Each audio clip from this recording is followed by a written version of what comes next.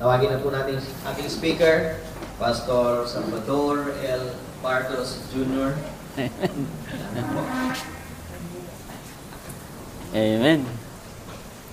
Amen. Purihin ang Panginoon. Ang Biblia, ito ay salita ng Diyos, buhay na salita ng Diyos na magtuturo sa atin.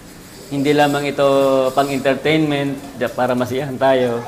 Ito ay nagpapabago ng pang-araw-araw nating buhay. At sa Biblia, maraming tayong mapapansin na may mga sinasabi ang Bible. Subalit sinasabi ng ilan na tama siya. Meron kasing correction, pang-correct ang Biblia. Subalit sinasabi ng mga matalino na buti na lang nalaman ko. Kasi merong ginagawa na mali, at na mabasa sa Biblia, nalaman niya na mali ang ginagawa niya. Meron namang tao na alam niyang mali, pero lagi niya sinasabi na wala namang mali sa ginagawa ko. Wala namang mali sa ginagawa ko. Ipinaglalaban niya yung kanyang ginagawa. Anong mali sa ginagawa ko? Wala namang mali sa ginagawa ko. Kung papansinin natin sa giyera,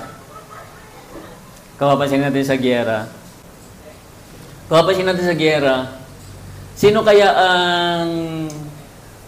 ang nananalo o natutuwa sa giyera?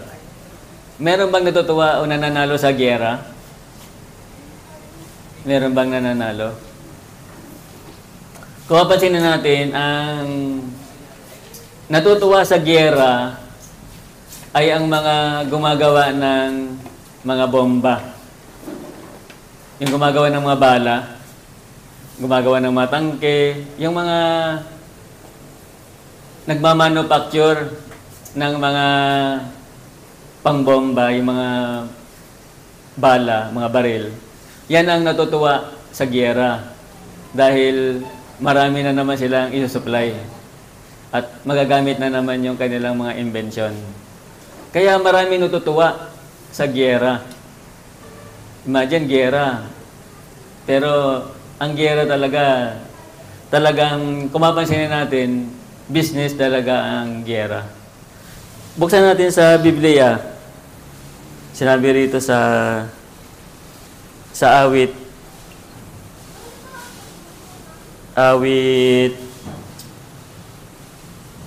35:16. Natutuwa silang ako'y maghinagpis. Sa galit sa aking ngipi, nanggagalit.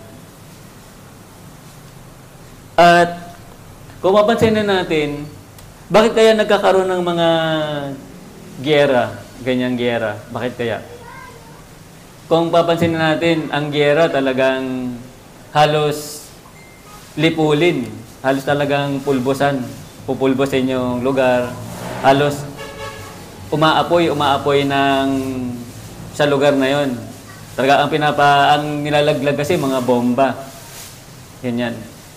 Pinapaalala kasi ng Panginoon sa atin noon pang unang panahon, kapag ka ang tao nakakalimot na sa Diyos, kapag nalilimutan na nilang may Diyos, kapag nalilimutan na nila na matakot sa Diyos, pinapaalala, sinabi nga, binabargain nga nung unang panahon pa. Lilipulin na ang isang lungsod, sasabihin ng mga prophet, huwag mo nang lipulin dahil meron pang nananampalataya sa lugar na yon. Sabi naman ng Diyos, sige, kung meron talagang nananampalataya, kung ilan sila, hindi ko lilipulin ang lugar. Subalit kapag talagang talamak na yung hindi pagkilala sa buhay na Diyos, nangyayari yung giyera. At akala ng karamihan, akala ng tao sa daigdig, akala nila na ipinanganak ang Mesiyas nang wala lang. Akala nila ipinako sa krus ang ating buhay na Diyos nang wala lang. Parang joke lang sa kanila na iligtas sila. Parang akala nila joke lang. Kapag may nagpapaalala ng mga pastor, nagpapaalala ng mga, nung unang panahon, pinapaalala ng propeta na lumisan na sila. Lisanin na nila ang lugar dahil gugunawin na. Ang sabi ng nakarinig, akala nila biro lang. Sa ngayon, sa panahon natin ngayon, parang biro lang din. Akala nila puro biro-biro lang na nangyayari. Na talagang may kaligtasan. Kaya tuloy ang tao, puro yung present lang yung pinapahalagahan nila. Yung ngayon lang, yung hindi nila pinahalagahan na meron talagang manunubos. Basahin natin sa Genesis 19:14. Sabi ito, kaya pinuntahan ni Lot ang mga napangasawa ng kanyang mga anak na babae at sinabi sa kanila, umalis na kayo agad sapagkat wawasakin ni Yahweh ang lungsod na ito. Ngunit akala nila'y nagbibiro lamang si Lot. Akala na nagbibiro lamang si Lot. Ang buhay natin, napakahalaga ng masaya. Nagtatawanan, nagbibiroan. Napakahalaga niyan. Dapat tayong magpasaya sa bawat isa. Kumusta yung kakilala nyo? Napapasaya nyo ba? Napapatawa nyo ba sila? Yung mga close friend nyo, kumusta na? Kailangan malakas yung sense of humor natin para sa ganon, maging masaya ang buhay. At maraming mga komedyante na talagang inborn magpatawa. Makita pa lang sila, talagang masaya ka na. Meron namang iba, nagpupumilit maging komedyante, hindi naman nakakatawa. Kaya kung papansinin natin, bihira lang din ang nakaka-perform ng comedy. Pero pansinin natin, ang comedy ay isang seryosong bokasyon, seryoso na ginagawa. Ang mapasaya mo ang tao ay napaka-seryosong gawain. At maraming joke na dapat nating pahalagahan din yung mga joke na yan. Kasi yan yung mga nagpapasaya sa atin. For example, ng mga joke, saang Biblia ang naghahanap ng trabaho? Alam niyo ba? Saan sa Biblia ang naghahanap ng trabaho? Sa Job. Sa Job. Di ba? Nagets niyo ba? Saan sa Biblia ang madaling hanapin? Saang chapter, anong chapter ng Biblia ang madaling hanapin? Alam nyo? John lang yan. Diba?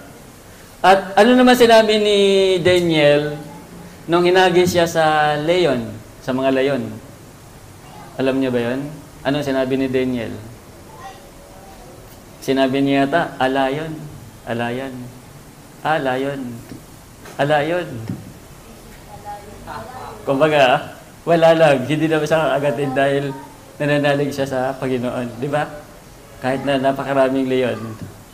Alayon. Sa napakahalaga ng maging happy. Dapat maging happy yung kasama ninyo. Kasi sa ngayon, nagkakaroon ng giyera sa tinatawag na Holy Land. Meron ba talagang Holy Land? Meron ba talaga? O merong sambayanan ng Diyos? Sa makababasa natin sa Efeso 5:4, sinabi rito na Efeso 5:4, sinabi rito, hindi kayo dapat magsalita ng mga malalaswa o walang kwentang bagay at mga bastos na jokes. Dapat ang sinasabi nyo, mga pasasalamat sa Diyos. Pasasalamat sa Diyos. Alam nyo, maraming mga mag-boyfriend na masasaya. Mag-boyfriend, girlfriend. Habang naglalakad sila sa mall, ang mag-boyfriend, girlfriend na yung mga gwapo at magaganda. Habang naglalakad sila, naka-holding hand sila. Nang maka-holding hand sila, ang boyfriend, lumilingon. Lumilingon. Tapos ito namang girlfriend, sinasampal yung lumingon. Binibiro kasi ng boyfriend na ang ganda. Sabi niya, maganda na yung kasama niya, ka-holding hands niya, pero lumingon pa siya na, oh, ang ganda. Parang biro lang sa kanya, pero may malaking impact sa girlfriend. Parang nagkaroon tuloy siya ng doubt o hindi siya nagkaroon ng confident sa boyfriend niya. Parang sinabi niya na, hindi ba ako maganda sa paningin niya? Minsan may mga, kahit mag-asawa, nangyayari yon. Yung mga joke lang, joke na hindi sinasalang-alang yung feelings. For example, napakaraming nangyayari. For example, yung bata. Pag sinabi ng bata na, Papa, natatakot ako mag-isa sa kwarto. Tapos bigla natin siyang biniro sa takot niya. Ang batang yon, mababawasan yung confidence niya sa magulang. At kapag ang joke ay naging katuwaan na natin, yung hindi na natin sinaalang-alang ang feelings ng iba sa pagbibiro natin. Hindi na yun joke. Dapat ang joke ay mapatawa natin yung mapasaya natin ang gusto nating pasayahin. Pero kung tayo lang ang nagiging, kung tayo lang ang nasisiyahan, for example, tayo lang nasisiyahan, hindi na yun joke. Hindi na yun joke. Minsan, may mga tao talagang malungkot para lang ikubli, itago yung kalungkutan nila. Gusto nilang magpatawa. Gusto nilang maging happy about isa para masabi na sa kabila ng mga ngiti ay makitang happy sila sa kabila ng munting tawanan. Pero ang totoo, malungkot sila. At tandaan natin, may sinasabi rito sa Kawikaan 26:18. Sinabi rito, kung dadayain natin yung sarili natin para makita lang na masaya, pero ang totoo, malungkot tayo sa sitwasyon. Tapos dinadaan natin sa mga mali na pala yung atake natin sa mga banat natin ng joke. Ito yung pinapaalala sa atin ng Biblia. Kawikaan 26:18. Sinabi rito, ang taong nandaraya sa kasasabihing magbibiro lang. Sinabing nagbibiro lang ay tulad ng baliw na naglalaro ng sandatang nakamamatay. Sample, meron tayong nabiro na napikon talaga siya. Napikon. Tapos sabi natin, joke lang. Ito naman, hindi mabiro. Para siya naglalaro ng sandatang nakamamatay. Kaya maraming sobrang close friend nila. Pero nagugulat kayo, bakit sila nag-away? Nasobrahan na pala sa joke. Kumbaga, below the belt yung mga joke. Kasi dapat ang mission natin talaga mapasaya. Pero paano kung mapainis natin sila? Kung mainis sila. nagdudulot yun ang biro ay nagdudulot ng Cold War. Cold War. Nagdibiro yan. O kaya, mag-iingat sila. Sabi nila, naku, baka ma-okray ako nito. Ayoko dyan. Ayokong pansinin yan. Baka mamaya, ma-okray ako sa harapan ng ibang tao. Yung iba kasi yung upbringing, masaya talaga. Masaya. Yung upbringing nila sa, iba-iba kasi ang upbringing ng pamilya, hindi pare-parehas. Kaya may mga tinatawag na culture shock. Kapag mag-asawa na, nagkakaroon ng culture shock yan eh.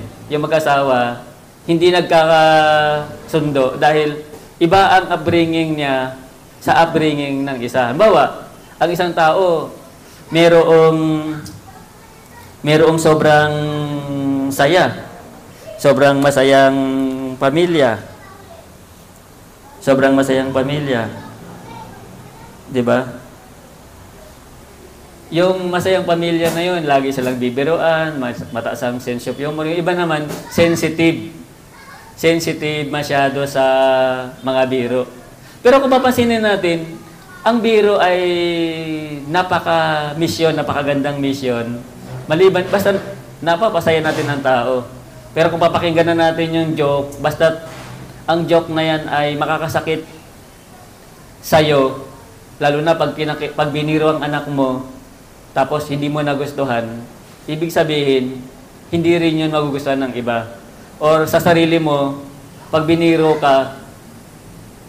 biniro ka na hindi mo tanggap yung birong yon, ibig sabihin, hindi na yon acceptable. Hindi na yon ang joke na nararapat. At kung titingnan natin sa Biblia,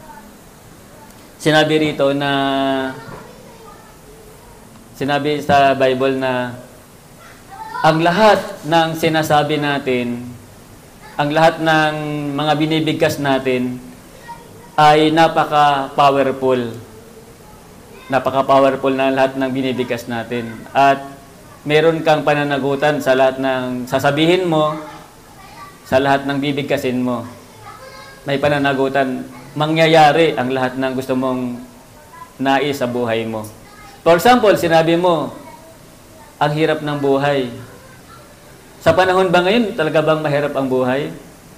Alam nyo, meron dito, habang nakaunan siya, naka-D4, nakakausap niya yung gusto niyang kausapin.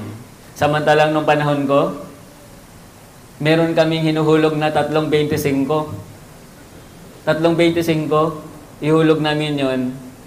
At nasa isang kahon yun, nasa kahon. Malayo yun, mag-tricycle pa kami, pupunta kami, tricycle, JG, para lang maghulog ng 3.25, para lang makausap namin yung gusto namin kausapin. Yun yung telephone noong araw. 3.25, samantalang pipindutin mo lang, at nakikita mo pa yung kausap mo. Pipindutin lang. At nung panahon namin na yun, naglalaba kami. Yung may mga nawasa na parang bukal. Kasi sasabog yung mga tangke pagka walang exhaust nung araw. May mga bukal talaga yan. Dadalhin namin yung mga labahan. Dadalhin namin, balde-balde, para maglaba kami ron. Tapos palo-palo. Malayo yun. Para ka naglakad mula rito hanggang Lagro. Ganon yung paglalaba nung araw. Yung may mga nawasa, kasi wala pa namang bahay-bahay, wala pa kami mga nawasa nung araw, hindi pa dumarating.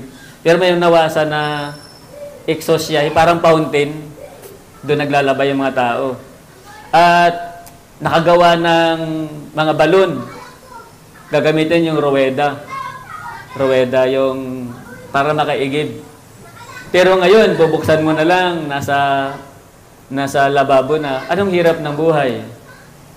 Dati, pag nagluto ka ng pansit, talagang katakot-takot. Samantala ngayon, bubuksan mo na lang yung cover. Bubuksan mo lang yung cover, tapos talagyan mo na may tubig, pansit na.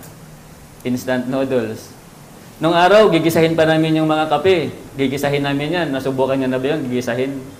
Para lang maging kape. Pero ngayon, bubuksan mo lang, gunting lang. Instant na. Anong hirap? ang meron ang panahon ngayon. Dati yung mga bigas, magtataho pa kami. Kaanuhin pa namin yung mga ipa para lumipad. Kasi pag sinali yun, pag niluto ka agad yun, may mga ipa. Pero ngayon, malinis na talaga. Napakagaang ng buhay ngayon. Napakagaang. Kung sasabihin mong mahirap ang buhay, anong back to the future ka ba? Mahirap ang buhay. Magaan ang buhay ngayon. Pero kung gusto mong mahirap, mahirapan ka talaga. May power ang salita. May mananagot ka sa lahat ng sinasabi mo. At masasabi mo yon kung ano yung, kung nasaan ang Panginoon, kalbo, nandun siya sa isipan mo, masasabi mo yung mga pasasalamat. Kapag nagpasalamat ka sa Diyos, palaging mapapansin mo na napakagaang ng buhay. Subalit kapag wala ang Diyos sa isipan mo, hindi siya nananaan sa isipan mo, puro reklamo ang mababanggit mo. At mananagot ka. Ang lahat ng sinasabi mo, may pananagutan yan, may power ang salita. Sasabihin natin, nagdadasal ako. Tuwing gantong oras, nagdadasal ako. Pero lahat ng binabanggit mo ay panalangin. Panalangin yan, yung nasa isipan mo pa lang, iniisip mo pa lang, panalangin na yan. Yung nasa puso mo, panalangin na yan. Dahil nalalaman ng Diyos kung ano ang desire ng puso mo. Yan ang panalangin. At sinabi rito, ang Diyos ang nagsalita rito. Ang Diyos ang nagsalita.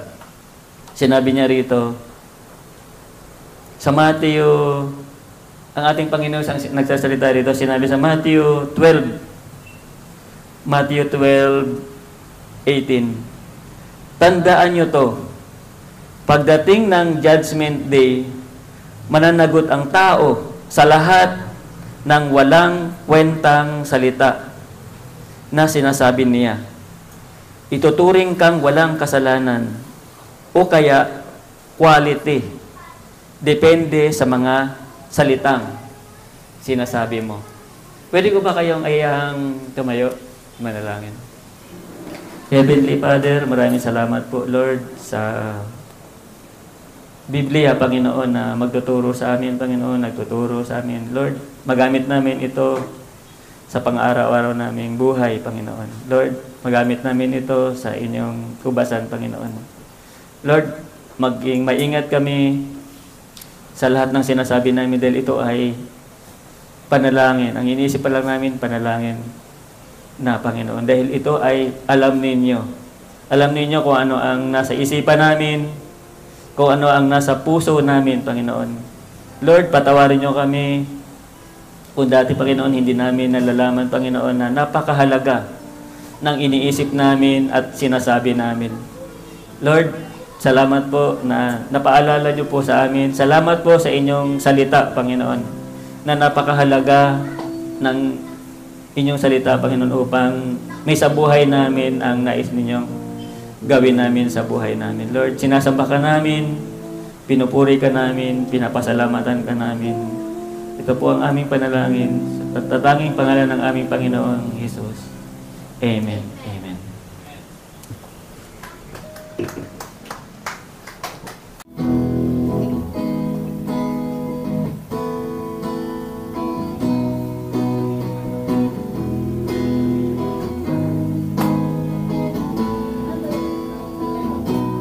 Tayo po ay umawit ng salamat. Halina't sama-sama.